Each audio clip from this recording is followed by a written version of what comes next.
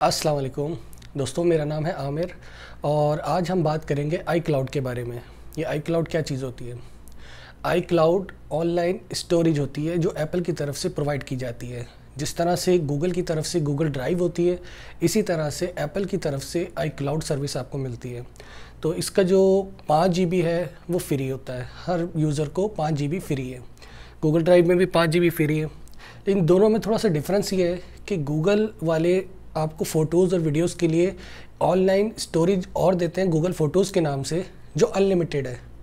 और जो एप्पल है, एप्पल आई क्लाउड के अंदर ही सब चीज़ शामिल करता है। जिस तरह से गूगल ड्राइव है, इस तरह से जो आई क्लाउड है, लेकिन उसके अंदर अलग से कोई फ़ोटोज़ और वीडियोज़ के लिए कोई अलग से एप्लीकेशन नहीं है। और उसके अलावा उसमें 5 GB ही टोटल है। उसके अंदर गूगल ड्राइव में गूगल फ़ोटोज़ के नाम से जो आती है, उसके अंदर फ़ोटोज़ और वीडियोज़ की अलग एप्लीकेशन है और जो अनलिमिटेड होती है।